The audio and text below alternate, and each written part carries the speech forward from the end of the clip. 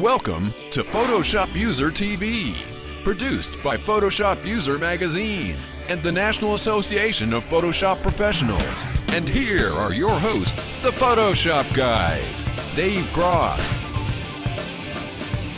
Matt Kloskowski, and Scott Kelby. This week's episode is brought to you in part by CDW. For hardware, software, gadgets, and more, CDW has the right technology right now. And iStock Photo, the world's preeminent collection of member-generated royalty-free images and digital art. AZO, makers of high-end monitors for creative and moving image professionals.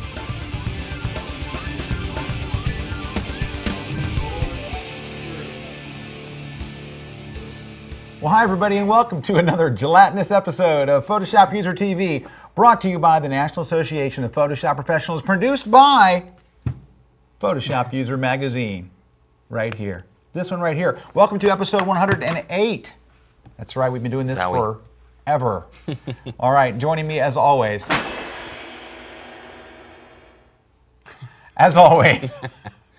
my co-hosts, these two great guys right here. Wow. I love them. Wow. I need some new friends.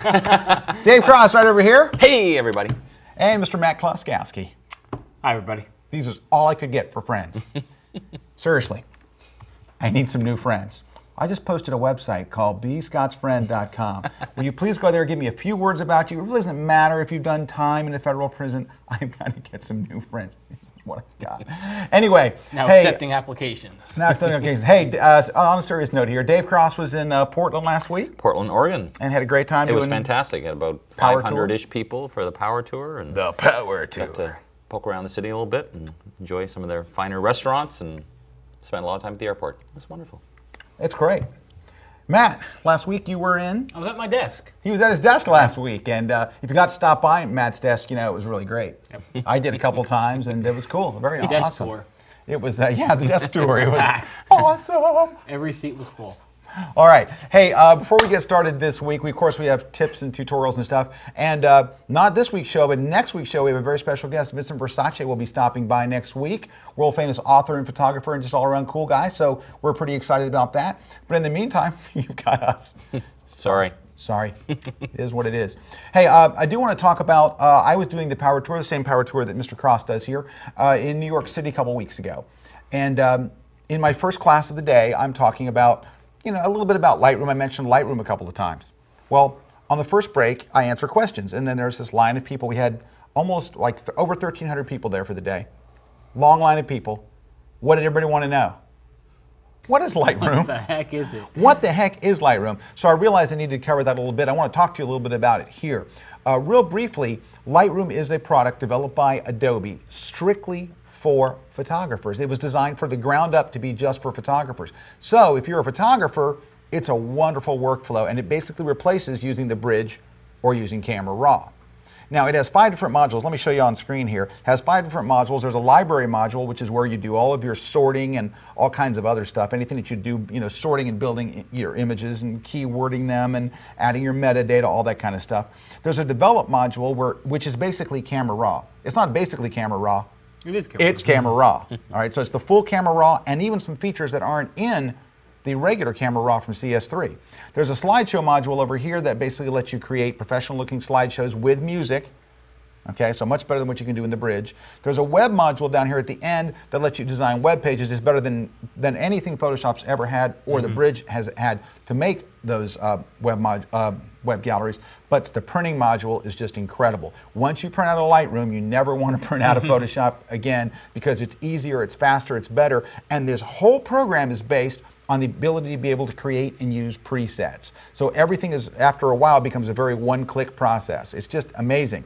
So the thing about it is, it's just for photographers. So I do 70% of my work now in Lightroom and 30% in Photoshop. Now, I cannot do without Photoshop. It is an important part of the workflow because Lightroom doesn't have things like filters or layers or professional typography or be able to make selections and things like that. So you still have to have Photoshop. But does it, for photographers only, does it replace the bridge in Camera Raw?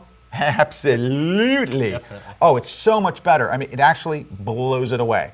Now, you got to realize that even though Adobe probably is not through hearing me say that, they know it blows it away. They built it for photographers.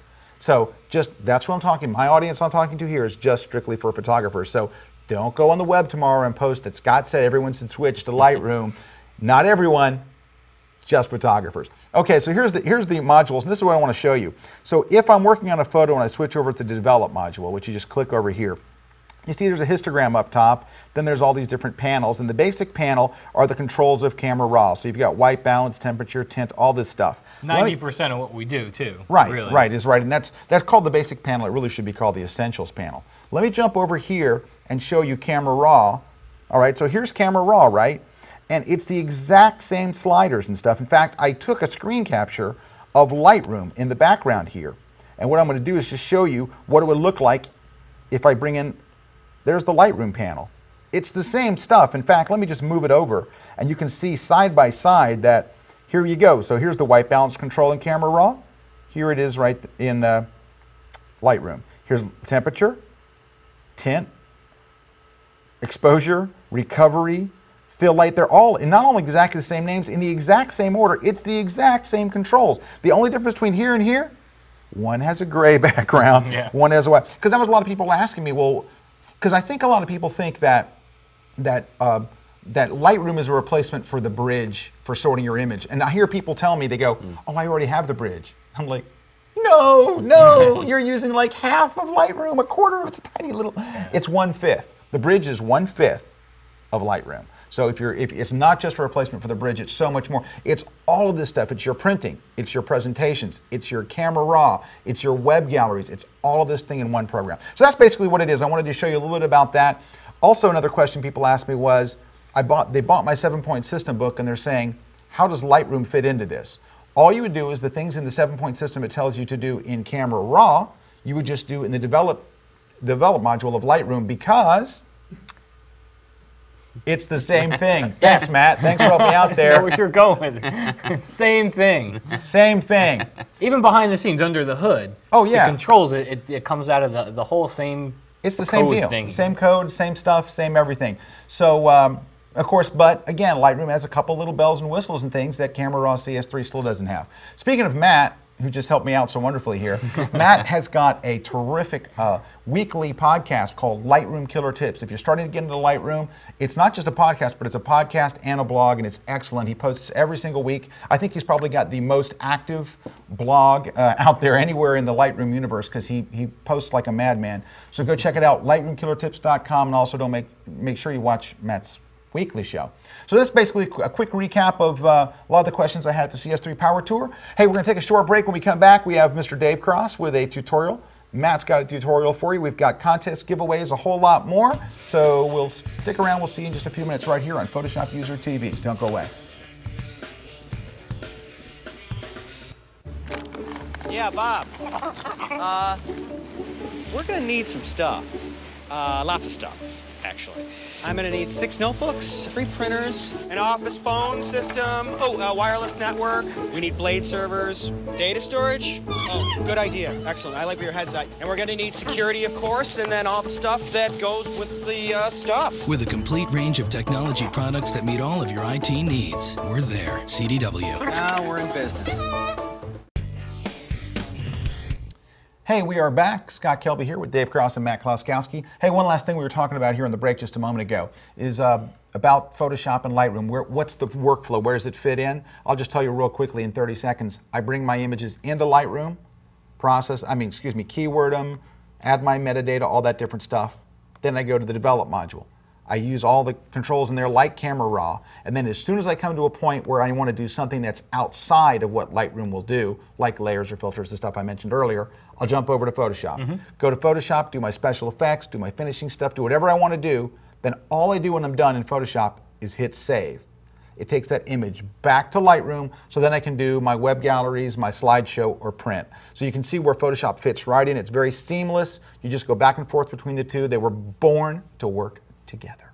Well, it's like your tutorial last week, Matt. You did basically that. You started in Lightroom and then added some adjustment layers and some dodging and burning in Photoshop. Same kind of idea. Same kind of idea. The dynamic duo. Speaking of Matt, that's a lame segue alert there. Speaking of Matt, Mr. Kloskowski, you brought a tutorial, didn't you? I did. I brought a tutorial, so here's actually a perfect example too. I'm going to show you a little retouching trick for removing those circles underneath the eyes.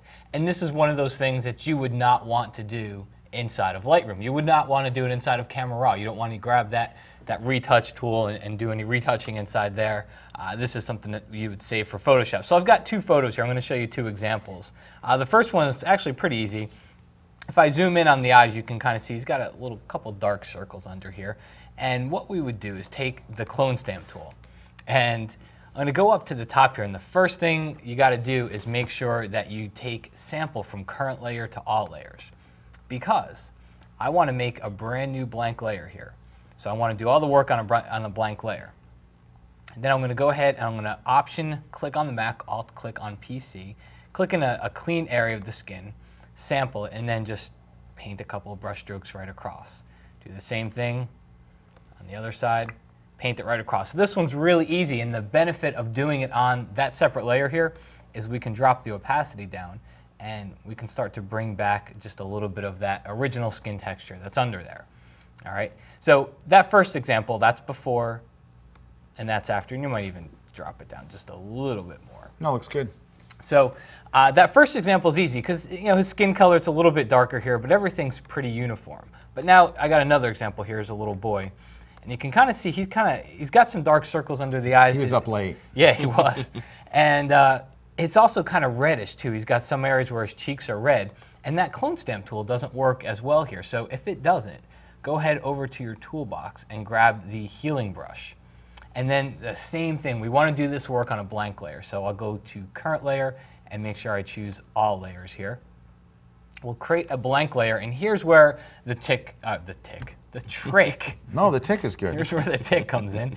Here's where the trick comes in, is one of the things you don't want to do here is really mess with the color. We just really want to make it lighter or darker. So if I change this blend mode, I change it from normal and I go down to luminosity, I'm going to get a lot better result, and I'm going to save myself some work later on. So now do the same thing, just sample a point down here and paint just like I did. All right. What's cool about the healing brush is it kind of blends it automatically for me. All right, do the same thing over here, sample, and then just get rid of some of those dark circles here.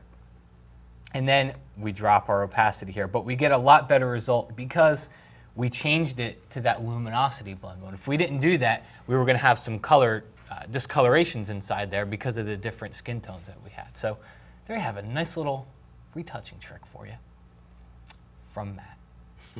Yay, That was a great man. Thank you. Yeah, buddy. That's a great tick. Thank you. All right, That's that a was great a great tick. tick. Speaking of great ticks,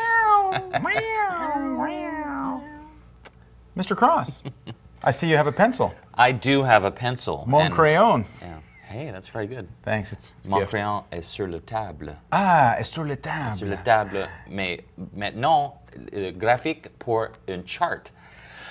Because Oui. for those occasions where you know that you want to create one of those kind of like, what do they call those pictograms, where it's like a chart, but instead of just having bars, you have images in it. Yes. That's kind of what we want to do here. And we're going to take advantage of the other part of another dynamic duo, Illustrator, because although I have the graphic in Photoshop, I need to make the chart in Illustrator. So I'll just hop over to Illustrator. One of the built-in tools here is a whole series of chart tools. So I just click and drag, and then we're going to enter some fictitious data here that is going to be in our chart. And I'm going to finalize that. Doesn't really matter what it looks like here because the real purpose is just to create the size of the chart. So I'm going to select all this, copy it, head back to Photoshop and paste it. I'm going to paste it as a smart object, which I will then resize to the size that I want. And it's very important to keep it as a smart object because I want to be able to update this. So I'm going to take now my pencil, courtesy of iStock. Visit iStockPhoto.com if you too would like a pencil like this. Exactly. And I'm going to position it roughly above my first little bar, and I'm going to have to lower the opacity a little bit so I can see what I'm doing. What I want to do basically is resize this, and I don't want to just squish it down because it would be unproportional. So I'm going to actually cut a piece out of this pencil and then take this little top part. And you'll see it doesn't really matter if I make an accurate selection. If I take my move tool, as soon as I start to move it, it's going to basically take the right piece and I just move it down like so. So it matches up with the first bar. Now I'll just have to kind of repeat this operation. Just drag and drop this. I'm holding down the Option key on the Mac, Alt for Windows, so I can make multiple copies of it.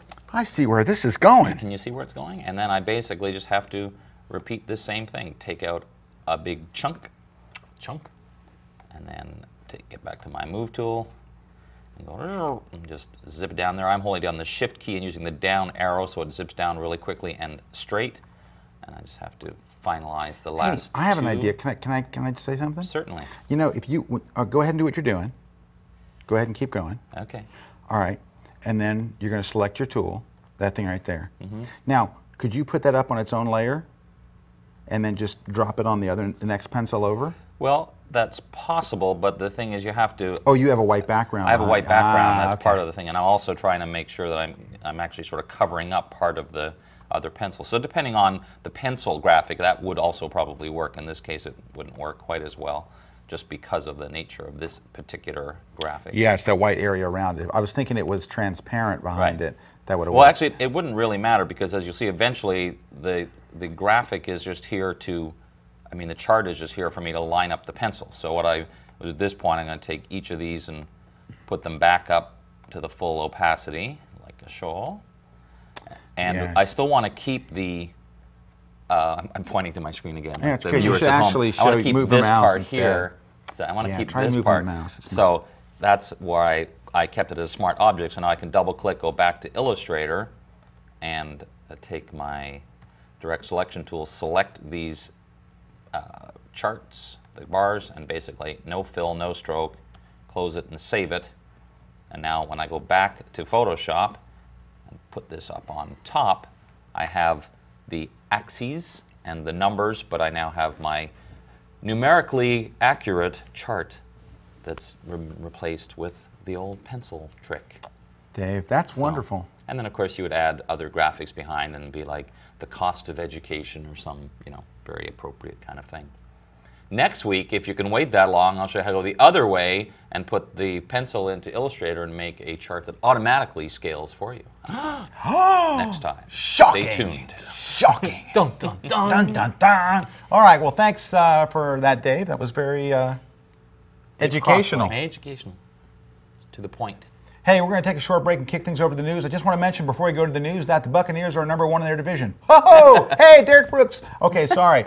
Well, stick around. We're going to jump over to the newsroom, catch Stephanie Cross in the Photoshop Action News Center. Here we are with this week's news.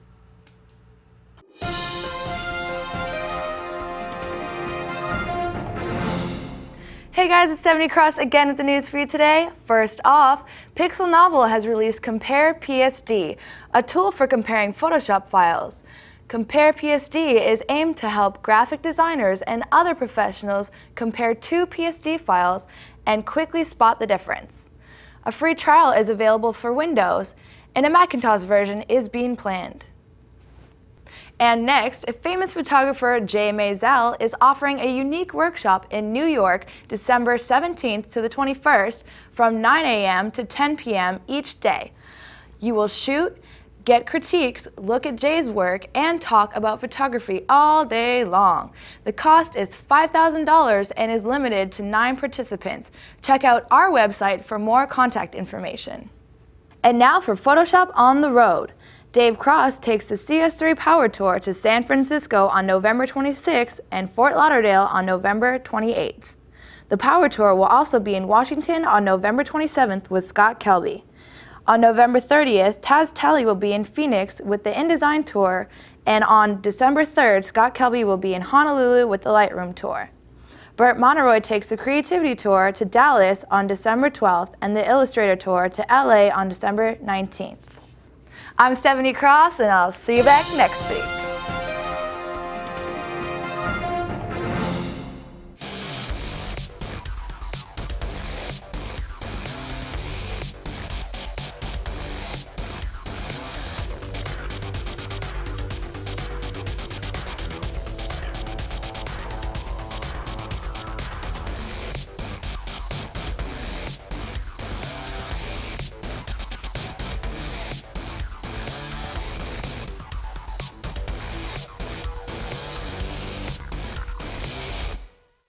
Hey, we're back. Once again, Scott Kelby, Matt, Dave. Hi. You know. Hey, it's contest time. Dave? Yes. What up? Contest. We had one. Like your hat there. It's a prize. Oh, we should give it away. We will. But not until we find out who won last week. Okay. It's just me, or I guess it's this tag flipping around that's making this weird noise. So, okay, enough of that. It's just you. Last week, we showed you a dialog box, and once again, just because I had nothing else to come up with, I said, name this dialog box, and the correct answer was selective color. Oh. Always And is. as we always do, we dug through all the correct answers, and this person right here won the prize. Look at that. Good for them. So, what do we have for prizes, Matt? First up, we have a NAP membership, Which includes this magazine right here. right Just there. that one. Not, Just this You were one. looking for subscription, more than just that, that I one. know. No, a whole subscription and everything. Yes. Pass it down to Dave. Next up, we have, and can I mention that I just recently found out that Scott Kelby and Terry White's iPhone book is the #1 editor's pick for 2007 on Amazon. Not in the top 10, the number #1 editor's pick. Yay! So congratulations, buddy. Thank you, thank you, thank you. Very Thanks well to Terry. deserved. Congratulations Terry to White. Terry, too, as well. And you can have this book. You don't even have to go to Amazon and buy it. We'll send it to you if you win. Finally, this is big, actually. We're talking a lot about Lightroom and what's that other thing? Camera Raw here. But we're talking a lot about Lightroom here. You will win a copy of Lightroom. Oh, it's not just a box, there's actually Mac and software. Windows. It's Mac and Windows, so it's not even... Nice. It's not just the box, it's the software's inside. Wow. Well, I better come up with a better, a slightly damaged version of Lightroom. With one bent corner. Luckily, Lightroom doesn't have knives on it. So I better come up with a more challenging Oh, question. and Oh, the Dave yeah, Cross sorry, hat. the hat, the cross hat, the iStock hat. Yes, thank you. I Dave forgot about stock that. photo hat. So I'm going to show you a graphic. Here it is. Here's the before. Now look at the after, and tell me how Ooh, did I you do know that? that one. Oh, that's a good one. So send your answer. Go to PhotoshopUserTV.com. Look for the little enter the contest link and enter once, and you could win this fabulous collection of prizes. Would that be the Shinify filter, Dave?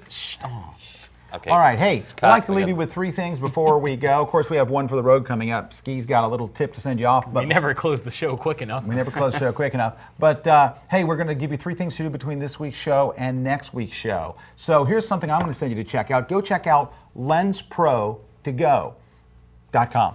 What they do is they rent you lenses or camera bodies or whatever you want. I just got a chance to rent some stuff from them here recently, and they are absolutely fantastic. And I wrote a little thing about them on my blog, which is scottkelby.com. And I had people coming in and chiming in going, hey, I've rented from them, they're great and all. And yeah. if you're a NAP member, they give you a discount on renting stuff. So Even better. Even better. Even better. LensPro2Go. All right. I'm going to send you over to the Pixelated Image. They've got a very, very cool article there for the 10 great gifts for traveling photographers. So make sure you check that out. We'll put the link as this link and all the other links we mentioned here on PhotoshopUserTV.com. Cool. Very good. Well, I'm going to suggest if you are a student and you're in the world of design photography, Adobe has just announced the 2008 Design Achievement Awards for students across the world. So go to the link we'll put on our website and you can see how you can enter this contest and win fabulous, fabulous prizes. Hey, this week you get a bonus tip because I forgot one I wanted to mention. I just released my 2007 second annual Gonzo Holiday Gear Guide. If you go to layersmagazine.com, you can actually read it online, or if you get the magazine, oh, there it is. Here it comes now. Isn't that convenient? That was so nicely done. Thank you, Jason. Very well done. The script throws things at you. All right, this is the, I'll go to camera 2. Hi. This is the second annual edition. It's the cover story of Layers Magazine, and it's where I share all my favorite stuff that I've picked up this year. And thankfully, my wife buys me all these cool things, and so I'll get to share them with you in there, or you can go check it out at layersmagazine.com. All right. Oh, hey, do I mention that RC's got a blog there now, a really cool blog, RC and Friends. RC and Friends. We're his friends. We need new friends. Okay. Ski, what you got? One for the road. I've got a one for the road here. It's actually a really neat little tip. And if you look in the bottom of any open image inside of Photoshop, there's that little arrow down here. If you click on it, here, let me zoom in for you. See that little arrow down there? Yeah, what does that do? What does that do? You're about to find out. If I click on it, there's all these little show things. You can see document size, measurement scale, but see that little guy down there? Reveal in Bridge. So if I click on it, it takes me into Bridge and it shows me where that file came from. Now, here's the problem. The first time I showed this tip was probably about 2 years ago, and I got about 1 million emails saying that they did not have it. Here's why. If you go under the Photoshop menu on the Mac, you got to go under the Edit menu in Windows, go to your Preferences, and you're going to go to your File Handling Preferences. Inside here, I have no idea why this is like this, but see that little version queue option? If that's turned off, you're not going to see the show in Bridge. So make sure you go and you turn that on inside of your Preferences. Again, file handling. But it's a really cool way if you're just, you've kind of lost where a photo came from, where an image came from, and you want to see the folder where it did, just click on Reveal in Bridge. Very nice. Beautiful. Another great tip. I like the shot too. Very nice. Well, thank you. Alrighty. Well, that's it from us this week. We had a great time giving you episode number 108. And on behalf of myself and a foreign man from a foreign land, Dave Cross. Goodbye. A man of few words. And for my buddy Matt Klaskowski. Even fewer words. Even fewer words. We'll see you guys right here next week. Don't forget, next week our special guest in studio, Vincent Versace. Should be a wild show. We'll see you then. Take care, everybody. Bye. Bye. Bye. Hey, make the cat sound. There you go. Hey, he made one. He did. He doesn't like to make the cat sound. Does that mean I have to do the robot sometime? Be nice. Meow.